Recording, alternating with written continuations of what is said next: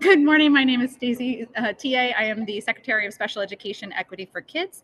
As you know, we at SEEK seek to advocate, educate, and advance the rights of children with special needs here in Connecticut.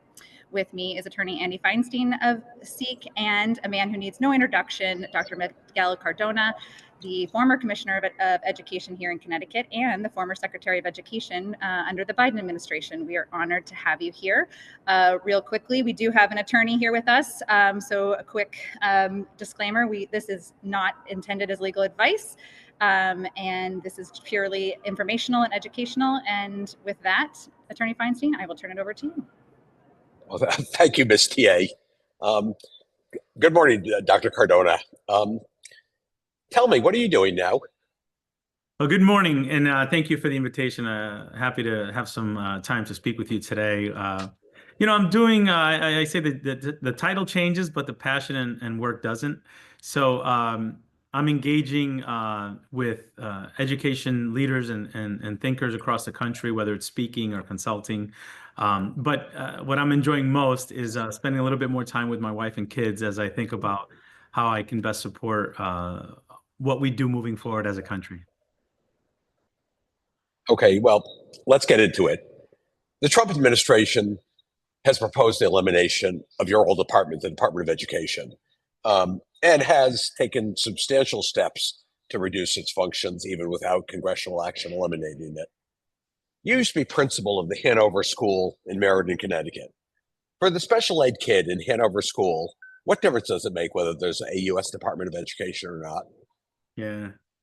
I'm glad you brought it back to that, because at the end of the day, when we talk about policy, sometimes we lose sight of the people behind the policy, people that will be impacted. So as a former proud principal of Hanover Elementary School who oversaw many students with different disabilities, I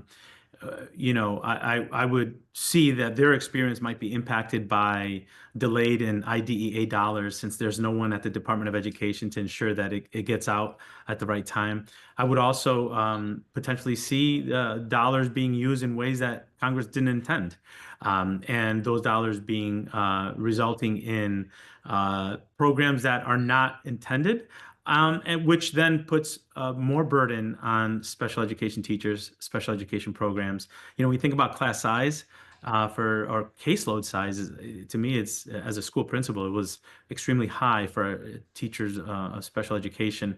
I can only see that increasing if there's not a system of checks and balances or monitoring to ensure the dollars go where they're supposed to go. Can you talk a little bit about the Part D money, the research and the data keeping and all that was in the department and probably is gone now? Right. And, as you mentioned earlier, it will require an act of Congress, and whether that happens or not, I can't predict. But what I can tell you, the damage is happening already. Some of the folks that I worked with, I knew personally, who were, after 35 years of service, given 30 minutes to clean out their desks and are gone, were the people whose job it was to ensure that there were data, that they were following best practices, that students' civil rights were being protected in the delivery of special education services and compensatory services. So that not being there leads to, in some places, Wild West. And quite frankly, I think in the greater context of what I think is happening across the country, we're going to see a lot of privatized services or a public good becoming privatized and monetized, which, in my opinion, hurts the students furthest from opportunity, the students in greatest need more. Those are the students that are going to feel the impacts first. And unfortunately, students with disabilities fall into that category. Can you expand on that privatization? Obviously, we're seeing voucher programs and education saving programs in a whole lot of states, and that's clearly expanding. Is that the privatization you're talking about, or is there more? No, it is. So I'll kind of explain it in a story that I heard from a superintendent. I think it was in Ohio in 2024. She told me that they were required to put a certain amount of funding toward vouchers, which, I'm a big believer in parent choice, big believer parents could choose private schools. That's totally fine. They could choose. I think that's really important. I think that sometimes gets lost in the argument. But In this case, the superintendent had to give $12 million of her operating budget in a district that was struggling to keep teachers because the salary was so much lower. I think Ohio, they start at like 39,000 on average, which is ridiculous. So you're taking $12 million from the pot of money that she has to provide public education for all students, including students with disabilities, and you're giving it to vouchers. So what ended up happening in that district is because there was an explosion of private schools that would take students in using those voucher dollars, those public education dollars, those schools were not prepared and didn't have the capacity to meet the needs of students with disabilities. So after the attendance was taken on October 1st, the students with disabilities, their families were told, I don't think we can meet the needs of your students. You're going to have to take them back to the public school. Now, the money didn't go back. So they went to a public school that was less funded because those dollars went through vouchers to the private schools that recognize it costs more money to educate students with disabilities. So it was less desirable. And when you monetize a public good, you're further exacerbating a system of have and have nots. And that's what we're seeing across the country. That's what I mean by privatizing schools.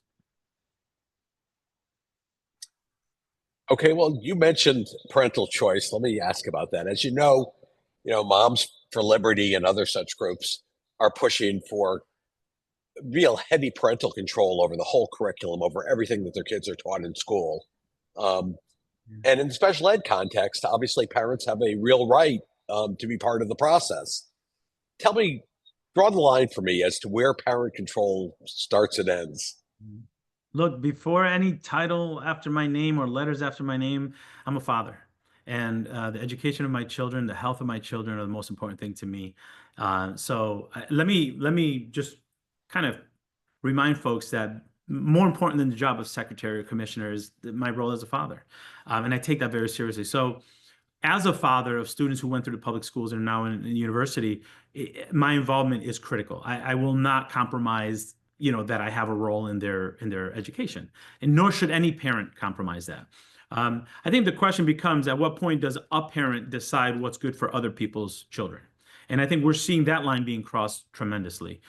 When I oversaw or served as the coordinator of PPT meetings, thousands in my career as an educator, in particular as a school principal, the parent's role was the most important. If the child was in the room, the child's role was the most important, but the parent knows that child more than anyone else. So I'm a big believer that the parent is the first and most influential teacher of that child and knows that child more than anybody around that room.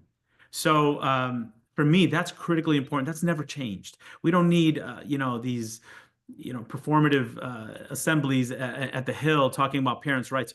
It should be authentic and already baked into how you do business at the schools. And that's always an area that we need to continue to improve on and continue to lift. So to me, it's really important, not only through the IEP process, but also through the ongoing partnership that is needed to educate children, whether the student has disabilities or not. Okay, so the line you draw is when parents are trying to determine what other kids can learn besides their own kids. Well, I think, there's a platform for that, right? In the United States, we have local boards of education. And as Secretary of Education, the highest role in the country, I had less control over curriculum than I did when I was a fourth grade teacher.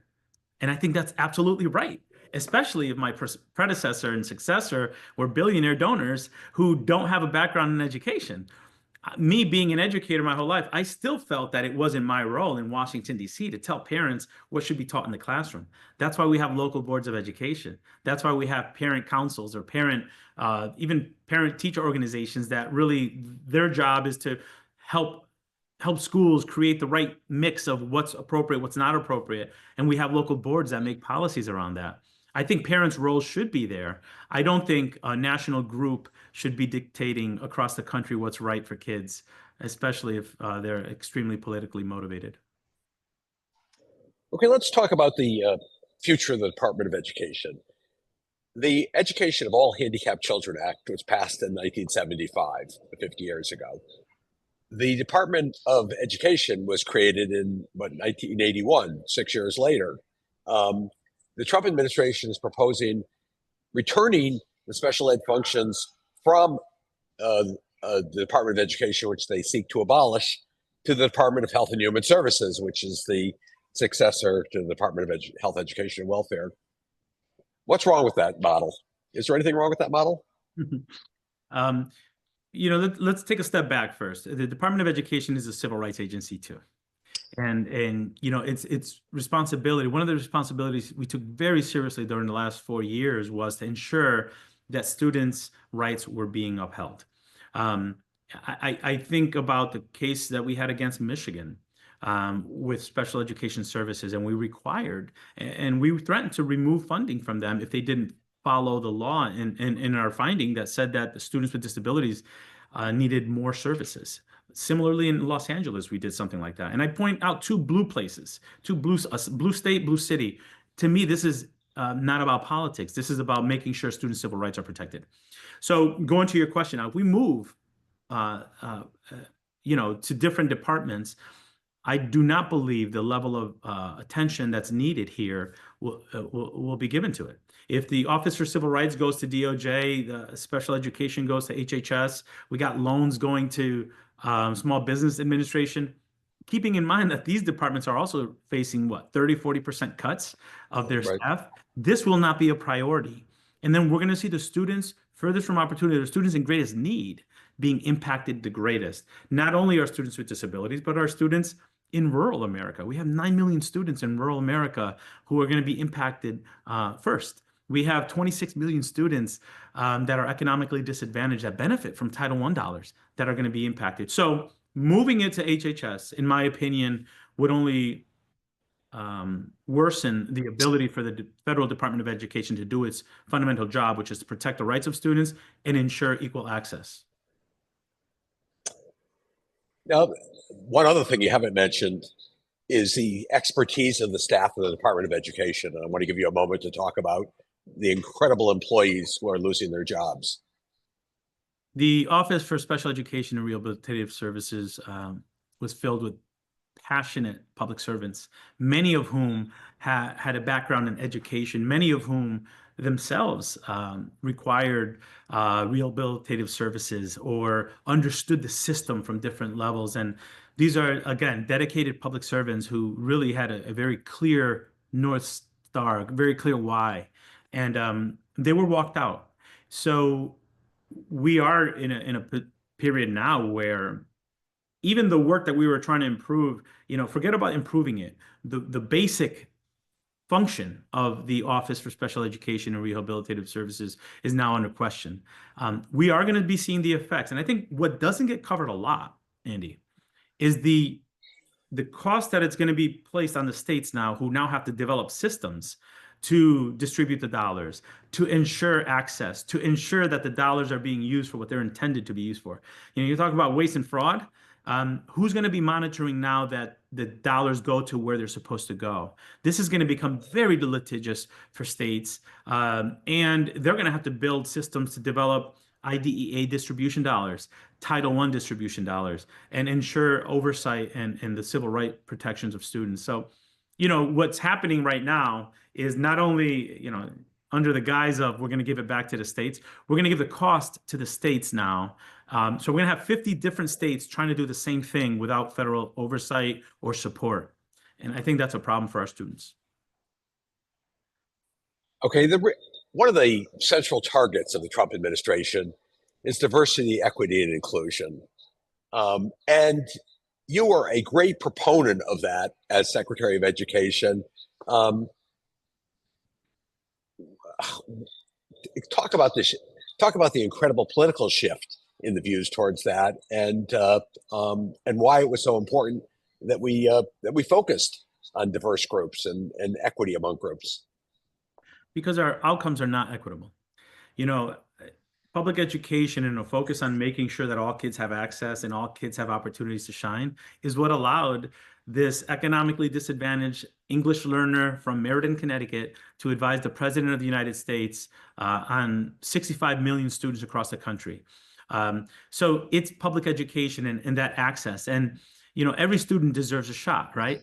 I had only what my local public school provided. Right. And that was enough because I saw teachers that saw things in me. Embracing diversity, equity, and inclusion to me is about making sure that every student feels welcome, seen, and their value is drawn out. Imagine the potential of our country if every student can contribute. Imagine the detriment of our country if we're telling groups of students that they don't belong. And where does it end? I did an interview recently, and I'm like, where does this DEIA attack end? Is it telling students with Down syndrome that they no longer should be included in unified sports or in academic programs? Is it telling young girls that we're not going to seek them in STEM, despite the fact that they're not in STEM fields close to balanced, and that these high skill, high paying careers don't belong to them? We have to be intentional. We have to be intentional about telling young students from diverse backgrounds that they belong in front of the classroom as teachers, because we know all students benefit when they have teachers that come from different backgrounds. So we're doing a disservice to our country, to all of our students, when we do an attack on that. And it's become such a culture war, sadly. I've always said, I want our professional staff to be as beautifully diverse as the communities they serve. What's wrong with that? And I think it's become politically charged that we have leaders across the country, whether it's in K-12 or higher education, just changing the name, changing the vernacular, but staying true to mission to make sure that all students have opportunities. And I have hope, Andy, that, despite the political, back and forth, or politics entering the classrooms, that our educators and our leaders are going to do the right thing, and they're going to focus on what they do best, which is giving all students opportunities. We hope you're right about that. So look, Governor Malloy calls you. All right, I'm sorry, Governor Lamont calls you, or Superintendent Benigni calls you and says, I got this letter from Washington saying I've got to certify that I've abolished all DEI in my school, or I'm going to lose funding. What do you advise them? Yeah,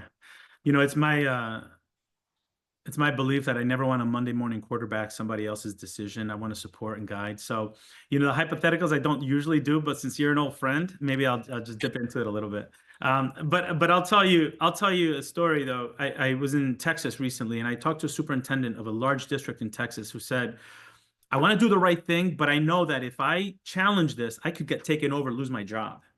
I had a college president who took the word equity out of a bio before I did a commencement, who told me, I believe in it, I just don't want to be on a radar. I don't want to be attacked. But I also had leaders that said, this is the opportunity now for me to galvanize support for what we believe is right. This isn't a red or blue thing. This is about making sure our students have access. So what I would advise is to make sure that, we stay true to our North Star, we stay true to our why. We understand that we have an opportunity to really proactively engage both sides of the aisle around what's good for kids. And I think in whatever decision is made, we got to make sure we're listening to all constituents, because sadly, it's become, our conversations have been filtered through a political lens that it hurts kids. Stay true to who you are, stand on principle, know how to work the system to make sure that in the process you're not taken out. But at the end of the day, we serve students, and we have to stay true to who we are. Well, that's a good place to conclude this. I know your time's limited, but we end each of these Seek Speaks on a note of hope. So what gives you hope? I never bet against America's schools. I never bet against educators. One of the benefits of my experience is that I was in the classroom. I was a district leader, a school leader. I taught at the university, and I saw the passion in pre-service principals, and they want to go out and do well. And, we get into this profession to help students, to work with families. I have complete confidence that no matter what's happening in DC, whether I'm there or not, that at the end of the day, educators are going to put their students first. They're going to partner with families, and they're going to persevere. And for me, as I said at the beginning, I'll say it at the end, while the title changes, the passion doesn't. So I'm going to continue to support educators, support leaders, and make sure that I'm doing my part to ensure that in the future, the students who are in classes today have as much opportunity, if not more, than I had when I was a student. Well, I thank you very much. It's great seeing you. I'd like to see you in person, and we'll do that sometime soon. So thank you very much, Dr. Cardona, and great to see you back in Connecticut. Of course. Good to see you both. I see you're at the LOB. I've spent many days there. I've had, many conversations there. So you're in the right place, in the room where it happens. So keep up the great work, and we'll see you soon. Take care. Thank you very Thank much. you. Bye.